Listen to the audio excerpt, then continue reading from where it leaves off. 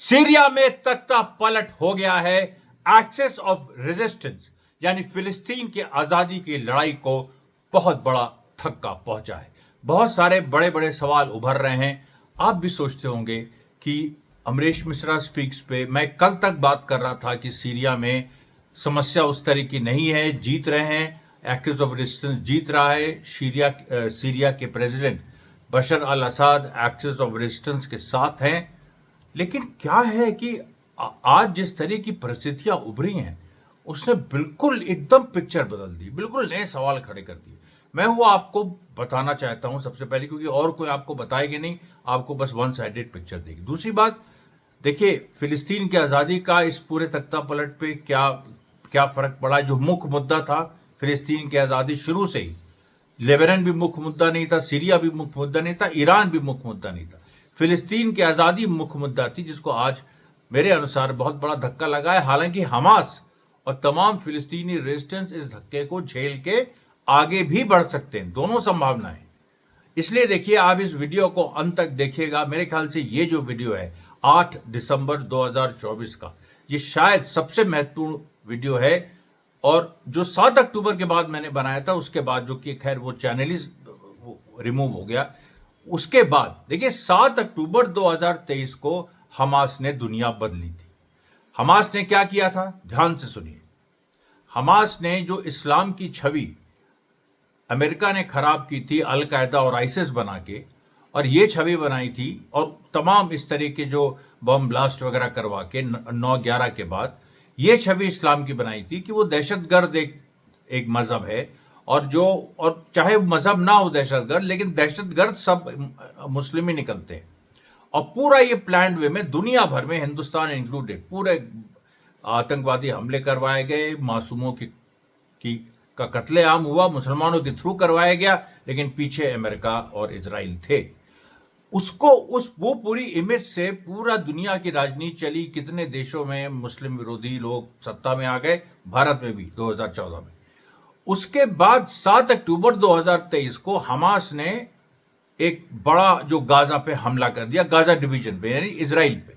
Hamas ने जो Israel पे हमला कर दिया, जो गाजा को फ्री करके इजराइल पे हमला कर दिया, उसके बाद जो 1 साल लड़ाई चली, लगातार 1 साल से ऊपर, उसमें लोगों ने देखा कि अरे इस्लाम तो ये है कि जिसमें लोग मतलब खजूर खाते हुए और टमाटर तलते हुए, और उसके बाद वो अपने आरपीजी शेल, नंगे पैर फाइटर्स हैं, जज्बा है, और उसके साथ साथ उनके पास टेक्नोलॉजी भी है।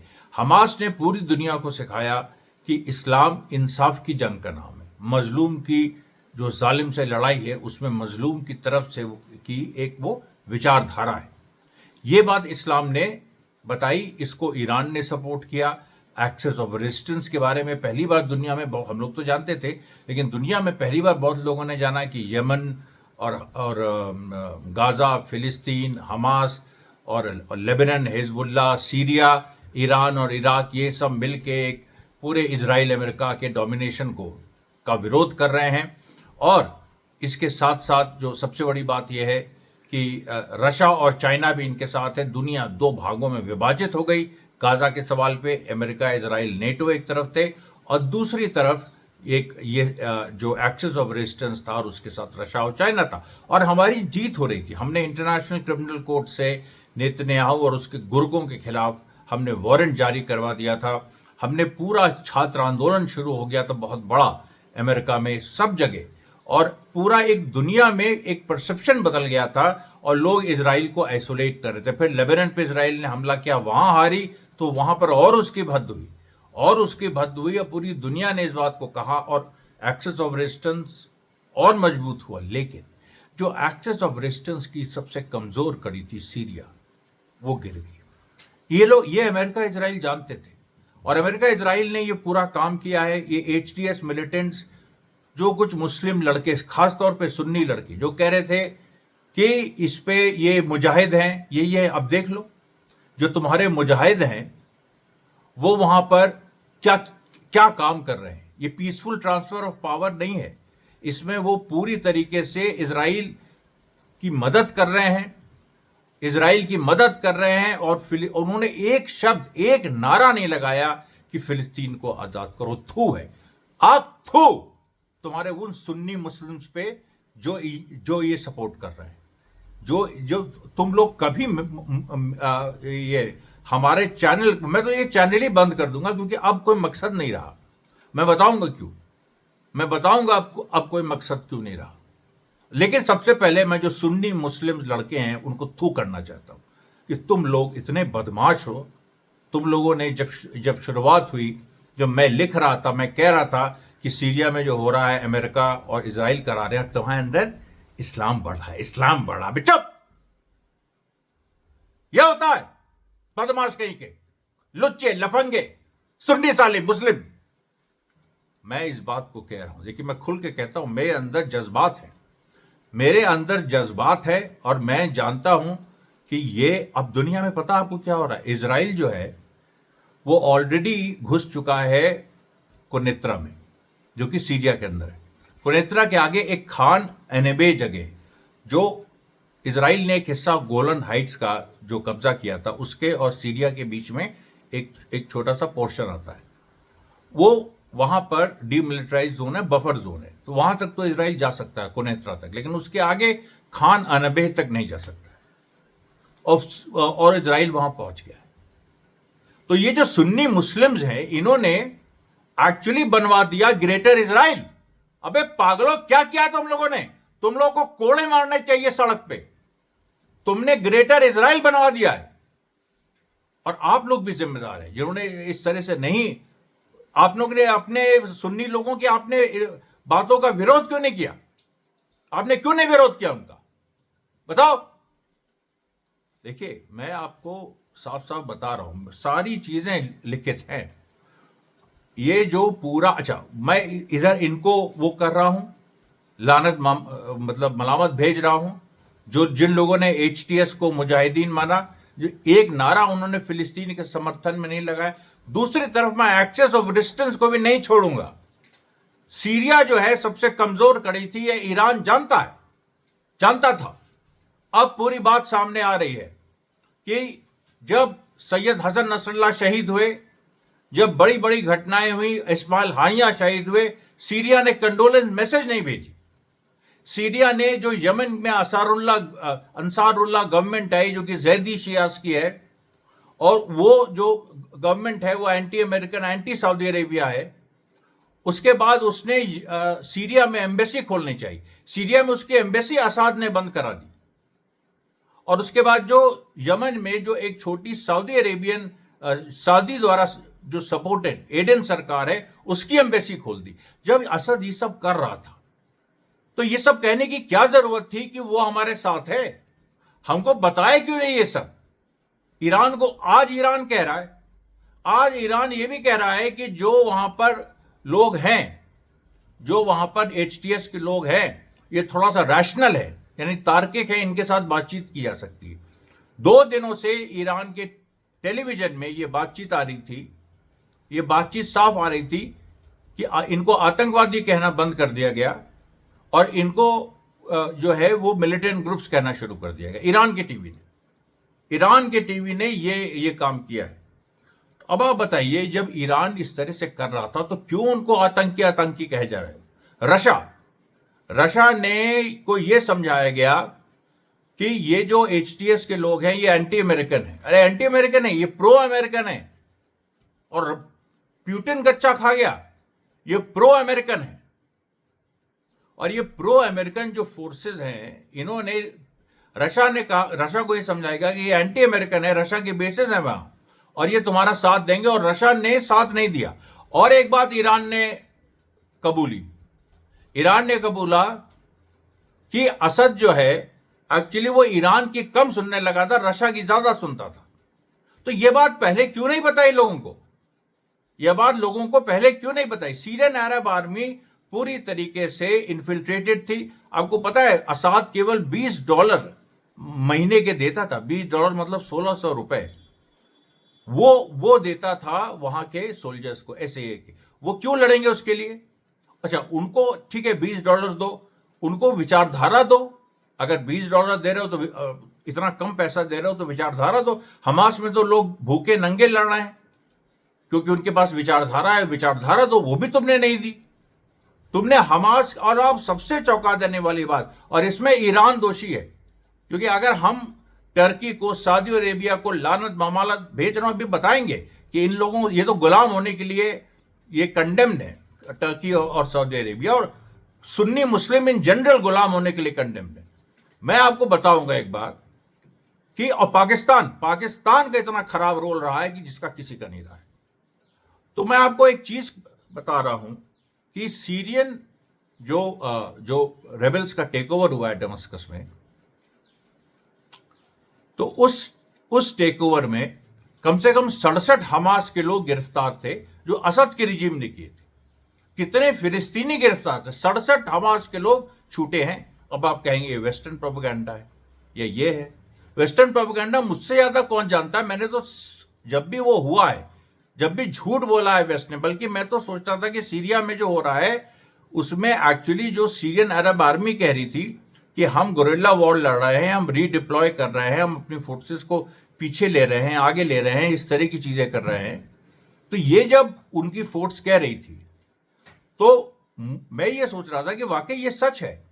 और ये बात मैंने टैक्टिक्स में देखी, और मैं आपको कल तक मैंने बताया आपको कि सीरियन अरब आर्मी की, चाहे वो फाइटर्स दमिश्क पहुंच जाएं, लेकिन सीरियन अरब आर्मी पीछे से हमला करेगी। अभी भी कुछ खबरें आ रही है कि वो कर रही है, लेकिन वो खबरों पे विश्वास कैसे करें जब असद ने छोड़ दिया है, जब पूरी दुनिया ने, ईरान ने छोड़ दिया, ईरान ने हार मान ली, रशिया ने हार मान ली।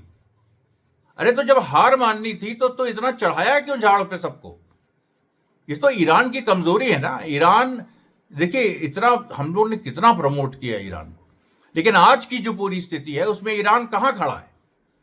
ईरान कहां खड़ा? अगर मैं सुन्नियों पे हमला कर सकता हूं, शियाओं पे भी उतना ही हमला करूंगा आज। और सवाल ऑर्डिनरी सुन्नी शिया की नहीं। जब मैं सुन्नियों को भी कुछ कह रहा था तो उनके हुक्मरानों, उनके कुछ ऐसे लोगों को जो ऐसे कमेंट्स कर रहे थे कि वो मुजाहिद हैं, एचटीएस वाले, जो मतलब क्रिमिनल जो हैं, अमेरिका इजराइल के सपोर्टेड क्रिमिनल्स, उनको वो कह रहा था। आज भी मैं उनको नशेड़ी भंगेड़ी सब कहता हूं। लेकिन आप देखिए, असद के अंदर इतनी बुराइयां थी, हमास के लोगों को गिरफ्तार किए हुए, तो हमास ने क्यों नहीं उस पर आवाज उठाई? ईरान ने क्यों नहीं आवाज उठाई? ठीक है, वो दूसरे देश का मामला था, हमास को सपोर्ट चाहिए था, तो ईरान को उठाना चाहिए। ईरान को पूरी दुनिया को शिक्षित करना चाहिए था कि असद गलत आदमी है। और असद, या गलत आदमी उस सेंस में नहीं कह रहा हूं कि वो मतलब कोई बुरा आदमी है या याश है, या वो नहीं, वो नहीं चाहता, वो इजराइल से कन्फ्रंटेशन नहीं चाहता था। वो जबरदस्ती एक्सेस ऑफ रेजिस्टेंस के साथ बना हुआ था, उसके पास कोई विकल्प नहीं था।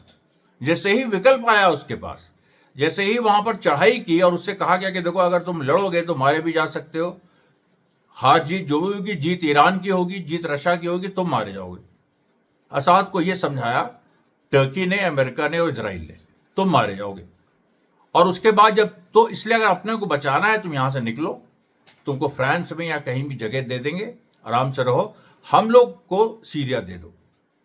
और सीरिया दे दो मतलब कि जो ईरान से हमास के पास हथियार पहुंचते थे उसका रूट कट गया, जो ईरान के से हिजबुल्लाह के पास हथियार पहुंचते थे उसका रूट कट गया। और आपको बताएं हिजबुल्लाह की बात, हिजबुल्लाह में नई जो एक्चुअली हसन नसरल्लाह के मरने के बाद अब सब कुछ बदल गया है, क्योंकि जो नईम कासिम लीडर हैं उन्होंने लड़ाई तो लड़ी, इजराइल को रोका लेबनान की लड़ाई में, लेकिन रदवान फोर्स बार बार आ रहा था कि रदवान फोर्स हिजबुल्लाह की वो सीरिया क्यों नहीं पहुंची असद को बचाने, या असद को बचाना भी जरूरी नहीं था, तुम असद को गोली मार देते, लेकिन तुम कम से कम एचटीएस को तो हराते। मैंने तो ये लाइन लिया, असद छोड़ो ना, असद बेकार, तुम एचटीएस को तो हराते। अभी भी ईरान चाहे तो वहां चढ़ाई करके एचटीएस को हरा सकता है इस नाम पे कि हम आतंकवाद से लड़ रहे हैं। अभी भी आईसिस के लोग हैं, वो अल कायदा के लोग हैं, तुमने उनके हाथ में सत्ता सौंप दी और दूर खड़े तमाशा देख रहे हो ईरान, बदतमीज। और खुद जो है अपने टीवी वालों से कहलवा रहे हो कि ये लोग, कि वो लोग रैशनल हैं, उनसे बातचीत की जा सकती है। ये जो जुलानी, अमेरिका की जो हिपोक्रेसी है, अमेरिका मुनाफिक है, तो क्या ईरान भी मुनाफिक हो गया? ये जो हिपोक्रेसी है, जुलानी जो है कल तक $10 मिलियन का अवार्ड था उसके सर पे, आज अमेरिका उसको हीरो बता रहा है। ईरान भी उसी को हीरो बनाएगा जो कि अलकायदा और उससे निकला हुआ है, नुसरा फ्रंट से। क्या यही लोग शासन करेंगे हम पे? अब आप समझ रहे हैं ना बीजेपी क्यों आगे बढ़ती है, मुसलमानों में क्या कमजोरी है उनके अंदर। देखिए ऐसा है, अब ये जो पूरी लाइन है कि इस्लामिक रेजिस्टेंस, ये हमास ने कोशिश की एक साल इस्लामिक रेजिस्टेंस को अच्छा ओहदा देने की कि इस्लाम के नाम पे भी आप एक आधुनिक युद्ध लड़ सकते हैं, लेकिन वो अब खत्म हो गया है। अब इसको कोई मानेगा नहीं कि इस्लामिक रेजिस्टेंस, कोई नहीं मानेगा। इस्लामिक रेजिस्टेंस जो है वो, ईरान भी अपने को इस्लामिक रिपब्लिक ऑफ ईरान और क्रांतिकारी स्टेट कहता था, लेकिन क्रांतिकारी स्टेट, अब ईरान में और समस्या बताया आपको, क्रांतिकारी स्टेट जो है ये वो उदार नहीं हुआ करते, वो प्रैग्मेटिक नहीं हुआ करते। ये पेजेश्कियान जो ईरान का प्रेसिडेंट है, ये मोसाद का एजेंट है, मैंने पहले भी कहा था, लेकिन इसको सुप्रीम लीडर खमैनी क्यों नहीं हटा पा रहे हैं? बताओ क्यों नहीं हटा पा रहे हैं, वजह बताओ। इसका जो डिप्टी है जावेद जफारी, ऐसा कुछ नाम, उसका मैं नाम भूल रहा हूं, मैं उसको करेक्ट कर दूंगा, वो जो है वो इजराइल का चमचा है, और इसको इलेक्शन क्यों लड़ने दिया, और इसको क्यों आपने इतनी महत्वपूर्ण ओहदे में ये जो ईरान हस्तक्षेप नहीं कर पाया, ये पेजेश्कियान की वजह से। पेजेश्कियान विलेन है, पेजेश्कियान ने ईरान को सीरिया में हस्तक्षेप करने से रोका। क्यों रोका, वजह क्या है? ये शुरू से पीस की, ये जो उदारवादी होते हैं ये सबसे खतरनाक होते हैं, और उनका जो है, जो दूसरा उसका अपोनेंट था इरानियन प्रेसिडेंशियल इलेक्शन में, कालिबाफ शायद उसका नाम था, वो इनका कैंडिडेट था सुप्रीम लीडर का, तो वो नहीं जीता, तो पेजेश्कियान को तुमको बर्खास्त कर देना चाहिए था। ये भारत जैसे लोकतंत्र को लेके क्या तुम वहां मतलब ईरान में चलोगे और तुम अमेरिका से लड़ोगे?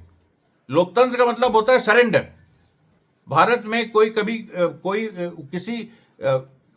भारत कोई विश्व ताकत नहीं बन सकता, कभी अमेरिका से लड़ नहीं सकता, किसी भी बड़ी ताकत से नहीं लड़ सकता, क्योंकि लोकतंत्र है। वहां पर उदारवाद हमेशा रहेगा, हमेशा आपको एक हिस्सा रहेगा, आपको कॉम्प्रोमाइज करके चलना है। लेकिन ईरान तो अपने को रेवोल्यूशनरी स्टेट कहता था, इस्लामिक रिपब्लिक ऑफ ईरान, क्रांतिकारी। उसको क्या हुआ? उसको क्या हुआ बताइए? उसको क्या हुआ? उस क्रांति का क्या हुआ? तुम उदार बनोगे? अगर उदार ही बनना था तो फिर वो महिलाओं को जो हिजाब के मामले, अरे हिजाब उनको नहीं लग, आप फिलिस्तीनियों से, हमास से सीखो। हमास में जो फिलिस्तीनी महिलाएं जिनका मन करता है हिजाब पहनती, जिनका मन करता नहीं पहनती, जिनका नहीं मन करता नहीं पहनती। ईरान में भाई तुम हिजाब के पीछे पड़े हो, वहां पर एक नया कानून ले आए, और पेजेश्कियान उसी को इस्तेमाल करके अपने को एंटी हिजाब कह के जनता का समर्थन हासिल करके आज ईरान को बेच दिया। ईरान को बेच दिया पेजेश्कियान ने। ये तुम देखो, Iran has been sold by Pezeshkian. ये जो पूरी बातें हैं, देखिए अब मैं आपको वही कह रहा हूं कि ये अब दुनिया में मंगल पांडे लाइन ही चलेगी। अब दुनिया में एक ये लाइन चलेगी कि अगर तुम्हें विरोध करना है अमेरिका इजराइल का, तो तुम इस्लाम या हिंदुइज्म या इस तरह के धार्मिक उससे नहीं कर सकते हो, नहीं ना, संभव ही नहीं है। अब तुम्हें एक पूरी लाइन लेनी पड़ेगी। किसी भी धर्म के जो लोग थे, जो लड़ाकू हैं, वॉरियर्स थे, उनका नाम लेना पड़ेगा कि हाँ हम उनके साथ हैं। एक पूरी रेवोल्यूशनरी लेगेसी एक पूरी दुनिया में बनानी होगी नए सिरे से, तभी तुम अमेरिका और इजराइल और इस तरह की ताकतों से लड़ पाओगे। वरना जैसे वो आज जीते हैं, और इस जीत का असर आप देखिएगा, इसमें आप ये मत समझिए कि ईरान की कोई बहुत बड़ी मास्टर, अगर हो तो बहुत अच्छा है कि ईरान की कोई चाल है बड़ी, और ईरान जो है वो पीछे से आके मारेगा और इधर से आके मारेगा, उधर से आके मारेगा। आज की तारीख, आज ये है, देखिए कितनी घटनाएं हुई हैं आज। मैं आज दूसरा वीडियो आज बनाने की कोशिश करूंगा, मेरा मन नहीं कर रहा है पढ़ने का। जो हमास अभी भी लड़ रहा है, हमास लड़ेगा, हमास पे मुझे पूरा विश्वास है, हमास लड़ेगा, क्योंकि हमास के साथ पीएफएलपी भी है जो कि मार्क्सिस्ट ऑर्गेनाइजेशन। लेकिन मजहब के आधार पे आप कुछ नहीं कर सकते, बिल्कुल फेल हो गई वो लाइन। मुस्लिम ब्रदरहुड की फेल हो गई है, ईरान की लाइन फेल हो गई। सबकी लाइन फेल हो गई है। अब केवल जो है सिर्फ और सिर्फ जो एक सेकुलर कम्युनिस्ट लाइन है वही आगे बढ़ेगी। हालांकि वो भी डिफीट हुई, सोवियत यूनियन भी डिफीट हुआ, लेकिन चाइना है। और जो स्टालिन और माओ ने कहा था कि उदारवाद और प्रैग्मेटिज्म के खिलाफ हमेशा लड़ो, जिस दिन तुम उदारवादी हुए, जिस दिन तुम प्रैग्मेटिक हुए, उस दिन तुम्हें ये बड़ी जो मछलियां हैं वो निगल जाएंगी। छोटी मछली के पास एक ही हथियार होता है, उदारवादियों से दूर रहना, उनसे दूर रहना जो ये कह रहे हैं वेस्ट से दोस्ती करो। पेजेशकियान कह रहा था वेस्ट से दोस्ती करो, समझौता करो। आज उसकी वजह से ये हालत हो गई। ईरान अपना हमला नहीं कर पाया इजराइल पे। 1 अक्टूबर को ईरान ने हमला किया, 26 अक्टूबर को इजराइल ने किया। ट्रू प्रॉमिस 3 जो ईरान का आने वाला था, कहां है वो, कहां गया? इसलिए मैं कह रहा हूं, देखिए अमरीश मिश्रा स्पीक्स को सबके बस की बात नहीं है, उसको सुनना, उसको सब्सक्राइब करना। मैं देखिए छोटे वक्त के लिए आपके बीच आया था, मैंने सोचा एक दुनिया में क्रांति हुई है और उसको बताने, आपको उसकी सच्चाई बताना, वो चली कुछ बहादुर, लेकिन सब जो जांबाज लोग थे जिन्होंने उस क्रांति को चलाया शहीद हो गए सब। सैयद हसन नसरल्ला शहीद हो गए, यहया सिनवार शहीद हो गए, इस्माइल हानिये शहीद हो गए। ये लोग होते तो ये चीज नहीं, ये स्थिति नहीं होती। अभी जो लोग हैं, अभी जब वो जो रईसी ईरान के जो प्रेसिडेंट हार्डलाइनर, वो लोग ऐसे लोग होते, फिर मैं नाम ले रहा हूं, यहया सिनवार, इस्माइल हानिये, और उसके साथ साथ जो और बाकी मतलब यहया सिनवार, इस्माइल हानिये, और वो जो अल अरूरी, वो जो मारे गए थे, हिजबुल्लाह के भी जो और टॉप लीडर्स सैयद हसन नसरल्ला के अलावा और बहुत सारे लीडर्स मारे गए थे, वो अगर होते तो ये स्थिति नहीं होती। सैयद हसन नसरल्ला ने ही हिजबुल्लाह की फोर्सेस को सीरिया भेजा था जब सिविल वॉर हुई थी पहली। आज रदवान फोर्स मूवी नहीं कर पाए क्योंकि हिजबुल्लाह के टॉप पूरे स्ट्रक्चर को आपने खत्म कर दिया। उस समय ये लगा था कि ठीक है खत्म कर दिया, लेकिन हिजबुल्लाह के फाइटर्स जिस तरह से लड़े, अब समझ में आ रहा है कि वो उनको नईम कासिम की लीडरशिप की वजह से वो नहीं लड़े थे, वो अपने दम पे लड़े थे। लेकिन सीरिया जाके लड़ना, इसके लिए उनको ऊपर से डायरेक्टिव चाहिए था, वो डायरेक्टिव कभी आया नहीं। रदवान फोर्स क्यों नहीं पहुंची सीरिया? आपने, हमें असद के जाने का जरा भी गम नहीं, हमें इस बात का गम है कि जो अमेरिका इजराइल की जीत हुई है, जो अमेरिका इजराइल के लंपट, चोर, डकैत, जो इस टाइप के लोग हैं, वो सत्ता में आ गए और वो पूरी तरह से इजराइल को, और ग्रेटर इजराइल बनने वाला है। आप ये समझ लीजिए, ग्रेटर इजराइल बनेगा। सीरिया को इजराइल लेगा, कई भागों में सीरिया डिवाइड होगा, फिर लेबनान को ये लोग लेंगे। अब कौन इनके बीच है, कौन लड़ेगा? नईम कासिम तेहरान में बैठे हैं, वो पेजेशकियान ईरान को सरेंडर करवा देगा। अब आप सोचिए, मतलब आप सीरिया गया, लेबनान गया, इराक गया, ईरान गया, ये पूरी सच्चाई है। ये देखिए इसीलिए अब नए सिरे से शायद कुछ सालों बाद जब मैं इस काबिल हो जाऊंगा कि आपका नेतृत्व करूंगा, तो उसमें ये स्थिति बनेगी। अभी देखिए मैं सिचुएशन पे वॉच रख रहा हूं और पूरी स्थितियां मैं देख रहा हूं। अभी उस पर थोड़ा सा मैं अभी वॉच कर रहा हूं, वेट एंड वॉच, क्योंकि शायद कुछ उम्मीद की किरण दिखे। लेकिन आपके सामने जो एक सच्ची पिक्चर थी कि भाई देखिए ये हुआ, हुक्मरानों पे डिपेंड करके, चाहे वो जितने अच्छे हो, चाहे ईरान के हुक्मरान हो या अच्छे लोग हैं सब। अरे हम असद को भी क्या कहें, अच्छे बुरा कुछ भी, चलिए उसको छोड़िए, लेकिन इराक में, ईरान में नेतृत्व में, हिजबुल्लाह में नईम कासिम साहब अच्छे लोग हैं। लेकिन अच्छे लोग नहीं चाहिए, हमको चाहिए हार्डलाइनर्स जो उदारवाद के खिलाफ है, जो प्रैग्मेटिज्म के खिलाफ है, जो सच्चे क्रांतिकारी हैं। वो क्रांति को अंजाम देंगे, इजराइल का वजूद खत्म करेंगे और अमेरिका को हराएंगे कि अमेरिका अपने सही रास्ते पे आए।